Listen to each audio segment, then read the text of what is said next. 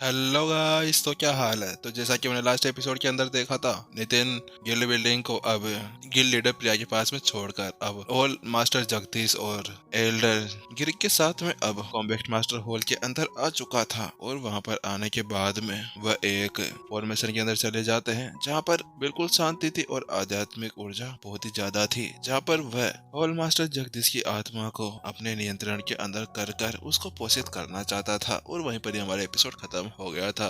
तो चलिए शुरू करते हैं आज के हमारे एपिसोड को। नितिन वास्तव में अभी होल मास्टर जगदीश की उस आत्मा को देखने के बाद में बहुत ज्यादा चकित था, क्योंकि उसने स्काई लिफ्ट किंग की आत्मा को भी देखा था, लेकिन उसके अंदर इतनी ज्यादा शक्ति नहीं थी, जबकि वह संत लेवल स्टेज 5 के शिखर पे पहुंच चुकी थी। लेकिन यहाँ पर केवल ये संत लेवल 5 के आधे रास्ते के अंदर ही थी, और उसके बाद में भी इतनी विशाल और इतनी ज्यादा डरावनी आत्मा थी। वास्तव में इन्होंने तो अपनी आत्मा को बहुत अच्छी से ट्रेन कर कर रखा हुआ है, लेकिन अगर ये अपनी साधना को दबाकर मेरे से लड़ते हैं ना, तो उस वक्त भी ये मेरे को नहीं हरा पाएंगे, क्योंकि मैंने वैसे ही दिव्य संत की परीक्षा दी हुई है और उसके साथ में मेरी आत्मा पहले से बहुत ही ज्यादा शक्तिशाली हो चुकी है। हाँ, लेकिन एक बात है कि ये मेरी जो आधी लड़ाई टेक्निक्स है उनका सामना कर पाएंगे, और वास्तव में ये भी बहुत ज्यादा डरावना था। चलो ठीक है, अब मुझे इनकी आत्मा के ऊपर ध्यान देना चाहिए। नितिन, इसके बारे में तू बाद में सोच लेना। उसके बाद में नितिन ने अपनी आई ऑफ इनसाइट एक्टिवेट की और फिर वह होल मास्टर जगदीश की आत्मा को स्कैन करने लगा। वह आत्मा पारदर्शी थी और बिल्कुल एक क्रिस्टल की तरह थी, और अभी वह उस आत्मा के अंदर जितने भी ज्यादा दोस्त थे या उनके अंदर जो जो कमियां थी, नितिन उनको देखे जा रहा था। और इसकी आत्मा में साफ साफ ये दिख रहा था कि इसके अंदर कहीं ऐसी जगह पर ब्लॉकेज थी जहाँ से वह अपनी झेंकी को आगे नहीं भेज सकता था। इसके अलावा इसके अंदर बहुत से छोटे छोटे गड्ढे भी थे, लेकिन कोई भी नॉर्मल आंखों के साथ में इन्हें नहीं देख सकता था। लेकिन क्योंकि नितिन के पास में आई ऑफ इनसाइट थी, तो उसके साथ में वह इनको समझ पाने में कामयाब भी हो गया था। लेकिन थोड़ी देर छानबीन करने के बाद में नितिन ने अब अपनी स्वर्ग की लाइब्रेरी का यूज करने का फैसला किया, क्योंकि वह जानता था कि स्वर्ग की लाइब्रेरी के अंदर इसके बारे में सारी चीजें आ जाएगी। और उसी के साथ में अब उसके ऊपर भी उसने एक बुक बना ली थी।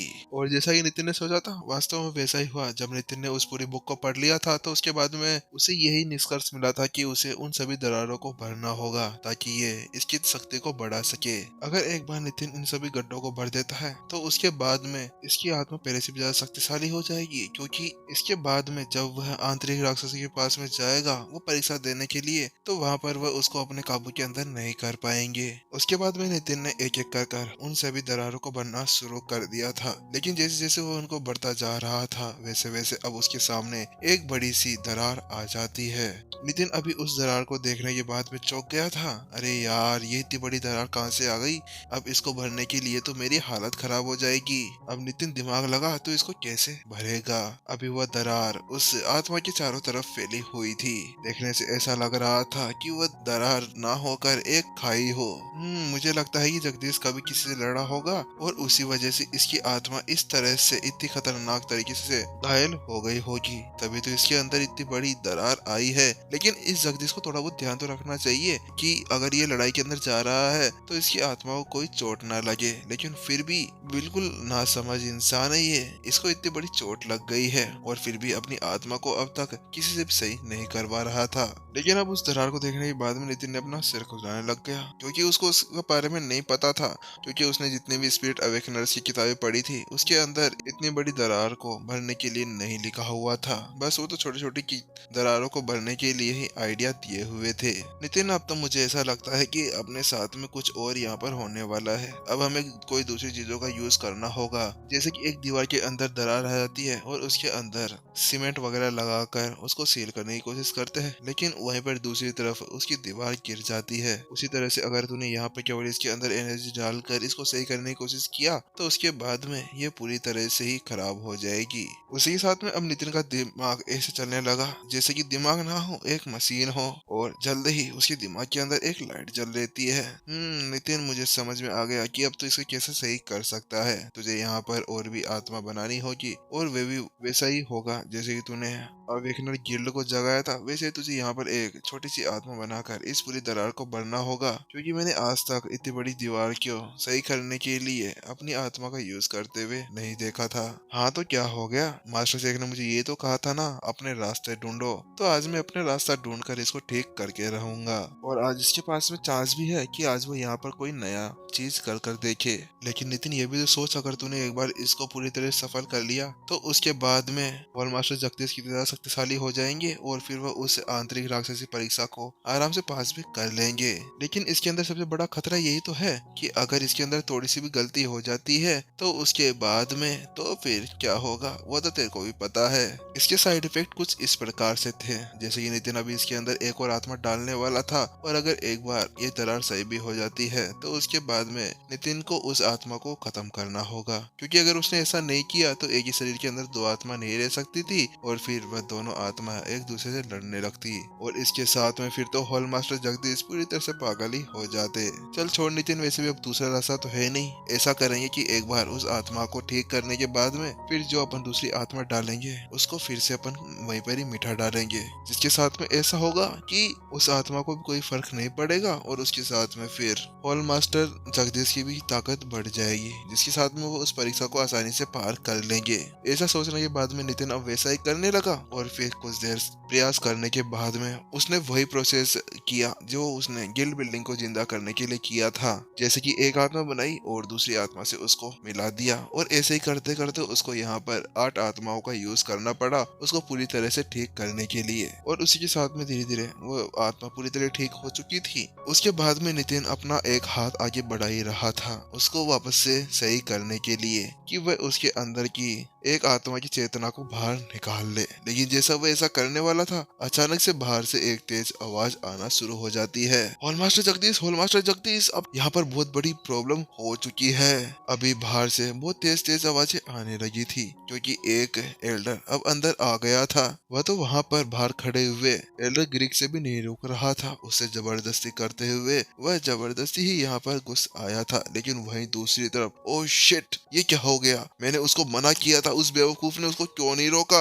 आखिरकार क्या ये मेरे को मरवा देना चाहते हैं। लेकिन नितिन ऐसा सोच ही रहा था कि अचानक से जिस आत्मा के सामने वह खड़ा हुआ था, अभी उस आत्मा ने धीरे धीरे अपनी आंखें खोल ली थी, उसके अंदर से एनर्जी निकलना शुरू हो जाती है। लेकिन नितिन को अब उससे बचने का कोई मौका नहीं मिलता क्योंकि उस आत्मा को ऐसा लग रहा था कि कोई अन्य उसके शरीर के ऊपर कब्जा करने के लिए वहां पर आ गया था। उसी के साथ में बूम, और उसकी आत्मा को वहां से वो बाहर निकाल देता है। क्या हुआ, तुम आखिरकार यहाँ पर क्यों आ गए। नितिन की हालत बहुत ही ज्यादा खराब थी क्योंकि उसने वहां पर 8 बार उस आत्मा को बनाया था, जिसके साथ में उसकी एनर्जी पूरी तरह से ड्रेन हो गई थी। वो खड़े होने में बिल्कुल भी कामयाब नहीं हो पा रहा था और उसी सूखी हुई आवाज के साथ में वह अपने सामने खड़े हुए एल्डर से पूछता है, लेकिन उस एल्डर ने उसके ऊपर कोई भी ध्यान नहीं दिया। और फिर थोड़ी देर बाद में जगदीश ने अपनी आंखें खोल ली और बड़े गुस्से के साथ में उसने कहा, क्या हुआ, अब तुम्हें क्या काम आ गया, यहाँ पर हम सभी काम कर रहे हैं, तुम्हें वहां पर बाहर उस एल्डर गिरिक ने रोका नहीं था क्या,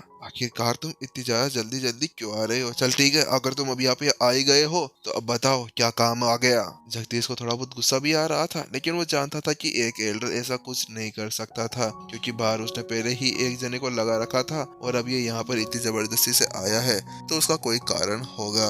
हॉल मास्टर जगदीश, बात कुछ ऐसी है कि हमारे एल्डर सोमेश भी अब उस क्लब को ज्वाइन करने के लिए चले गए हैं। उस एल्डर ने अभी मोहन के सामने नाम नहीं लिया था क्योंकि वह ऐसा कर कर उसकी ही बेइज्जती नहीं करवाना चाहता था, क्योंकि वो भारी आदमी था और उसके सामने ऐसी गुप्त चीजों को प्रकट नहीं करना चाहते थे। वहीं दूसरी तरफ उस एल्डर की बात सुनने के बाद में हॉल मास्टर जगदीश का चेहरा पूरी तरह से लाल हो गया। मुझे पता था वह कमीना इंसान, मुझे पता था जरूर वो ऐसा कुछ करेगा, उसकी आंखों को मैंने वैसे पहले ही पढ़ लिया था। अब क्या, अब हमारे पास में केवल 5 ही एल्डर्स बचे हुए हैं। हाँ माना कि वो हमेशा के लिए उस क्लब को ज्वाइन करने के लिए नहीं गए, लेकिन फिर भी वह ऐसे ही चले जाएंगे तो फिर यहाँ पर सभी बच्चों को कौन पढ़ाएगा। फिर तो यहाँ के सारे कॉम्बैक्ट मास्टर्स भी उनके पीछे पीछे वहाँ पर चले जाएंगे। वहीं दूसरी तरफ से ग्रीक अभी पीटी धुली आदत में अंदर की तरफ आता है और वह उस एल्डर के ऊपर चिल्लाने लगता, मैंने तुम्हें रोकने की इतनी ज्यादा कोशिश की थी, तुम रुक नहीं सकते थे कि आखिरकार तुम पागल वागल हो गए थे क्या। तुम्हें पता नहीं है यहाँ पर एक इम्पोर्टेंट काम चल रहा है। उसके बाद में वह जगदीश को देखकर बोलता है, हॉल मास्टर जगदीश मुझे माफ करिए, लेकिन मैंने इसको रोका था, लेकिन ये रुका ही नहीं। हाँ ठीक है, मुझे वो बता दिया कि वो यहाँ पर किस लिए आया था। इसका कहने के बाद में हॉल मास्टर जगदीश गिरिक से कहते हैं, बात कुछ ऐसी है कि अब हमें जल्दी से वो परीक्षा देने के लिए अंदर जाना होगा, क्योंकि अब वैसे भी मोहन ने मेरी आत्मा को पावर को और भी ज्यादा बढ़ा दिया है। वास्तव में इसके बाद में मेरे को ऐसा लग रहा है कि मैं उस परीक्षा को आसानी से पास कर दूंगा और हमारे पास में कोई और चारा भी नहीं बचा, क्योंकि अब थोड़े से एल्डर्स हमारे पास में बचे हुए हैं। अगर वो भी वहां से चले जाते हैं तो उसके बाद में हम सभी का क्या ही होगा। अब हॉल मास्टर जगदीश की बात सुनने के बाद में ग्रेग भी कुछ कर नहीं सकता था। उसने अपना सिर हिला दिया और उसने कहा, ठीक है, मैं आपके लिए अब उस फॉर्मेशन को एक्टिवेट कर देता हूँ। और फिर उसके बाद में वह सभी के सभी एक गेट के सामने जाकर खड़े हो जाते हैं। उस गेट के सामने एक बड़ी सी सील लगी हुई थी जो उस गेट के अंदर जाने वालों को रोका रखती थी। उसके बाद में एल्डर गिरिक आगे बढ़ता है और वो अपने हाथ में से एक टोकन बाहर निकाल लेता है। वह टोकन उस दरवाजे की चाबी थी जिसके साथ में उस दरवाजे को खोला जा सकता था, और एक प्रकार से वह एक सेफ्टी भी थी, क्योंकि कोई भी अगर एरा गेरा उसके अंदर चला जाता है तो उसके बाद में वह अपनी जान को वहीं पर ही खो देगा, और ऐसा खतरा ये सभी यहाँ पर नहीं उठा सकते थे। उसके बाद में जगदीश उसके अंदर चला जाता है और जाने से पहले वह नितिन से कहता है, ठीक है मोहन, अब आपको यहाँ पर थोड़ी देर मेरा वेट करना होगा, और वैसे भी आप बहुत ही ज्यादा थक चुके हैं, इसीलिए अब आपको आराम कर लेना चाहिए। जगदीश की बात सुनने के बाद में नितिन एक शांत जगह ढूंढता है और वहीं पर बैठकर साधना करने लगता है, क्योंकि वास्तव में इस बार उसने ज्यादा ही एनर्जी का यूज कर लिया था, जिसके कारण उसको यहाँ पर रिकवर होने में थोड़ा बहुत समय लगने वाला था।